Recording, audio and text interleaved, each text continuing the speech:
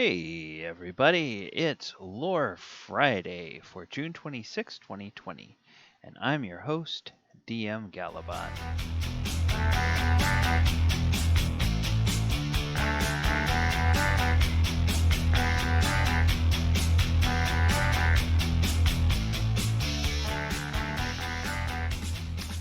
Hey everybody, it's Lore Friday for June 26th, and this week we are going to continue our look at the adventures from the Princes of the Apocalypse campaign with looking at Skyriders, which is an adventure for third level characters.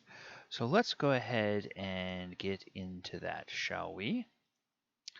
All right. Skyriders happens shortly after people arrive in Red Larch and they start asking around in that town, or if they come into the Desserin Valley and they've been poking around, maybe they've found some of the um, graves of the missing delegation or some other things that are there, or they've been asking questions.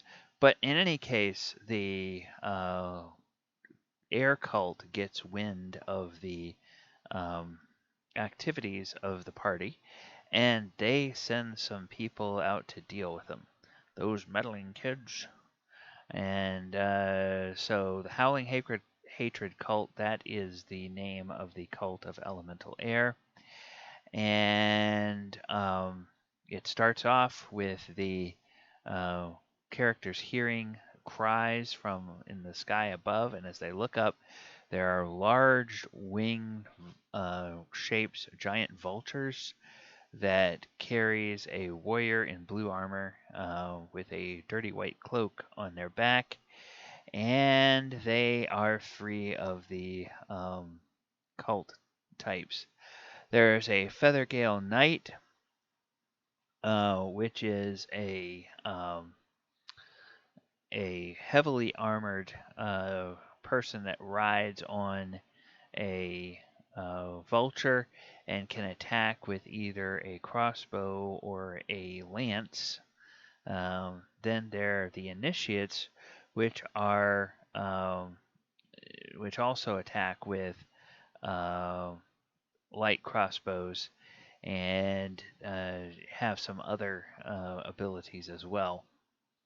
And they pretty much try to attack from range, which against third level characters, other than casters, that's probably pretty effective because except for those low level magical types and ranged weapons, there's not a whole lot that really can be done at third level.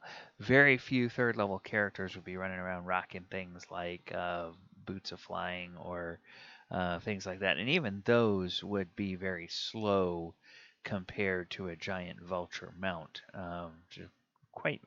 They're quite fast birds. I think they have they have a fly speed of 60 feet, which is better than just about anything. Now, they're not terribly hard to hit because they're so big. I'm AC 10. And then there's not really any treasure, although you could always use the DMG suggested individual treasure for CR1 and lower monsters.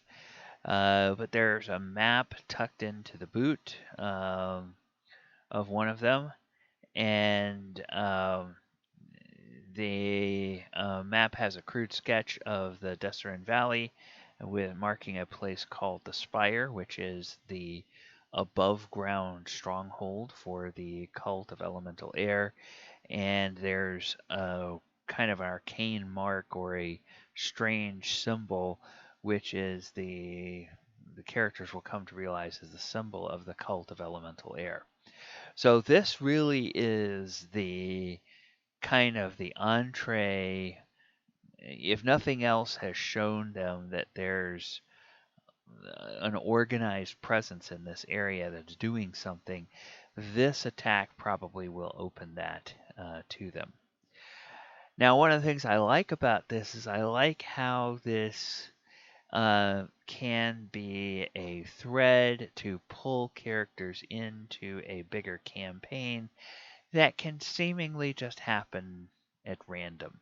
You know, you can start a campaign with um, characters bumping around their whole hometown. Maybe there's been rumors, maybe there's elevated monster activity or something like that around, and the characters probably are dealing with a primary immediate problem, but they may begin to sense that there's something behind that immediate problem, and this could be a good way of sort of introducing that. Now, um, that's kind of the way it's used here in the early stages of the Princes of the Apocalypse campaign. But if you dropped this episode into a homebrew campaign, I mean, this could be um, if you kept the giant vultures or some other flying creature. You know, it could obviously be some kind of um, herald, some kind of group that has a connection to the plane of elemental air. But you could easily change these into horse-mounted or, you know, some kind of other creature mounted beings that didn't have to attack from the air. They might be, um, you know, they might be something else, and it could fit in with whatever your narrative story of your cult behind the madness in the area is, if you're using it in a homebrew campaign. And a little detail like having a map there. Oh, okay, well, that's obviously a sign. And then throwing a cult symbol on that map somewhere, that'll be a clue that they figure out later on, and they begin to realize, oh, this is part of that. So anytime we see this symbol, it's associated with these people. All right. Well, that's pretty much it um, for the discussion of this particular little adventure. It's just a very small little, not much of an adventure really. It's just kind of an encounter, if you will, but an encounter that reveals the presence of a larger adventure that can be had. This was published in 2015 as part of Princes of the Apocalypse. Um, it's designed for level 3 characters as it's written. Obviously, the monsters are, um, while Feathergale Knights and Howling Hatred Initiates are specific humanoids for this adventure, they are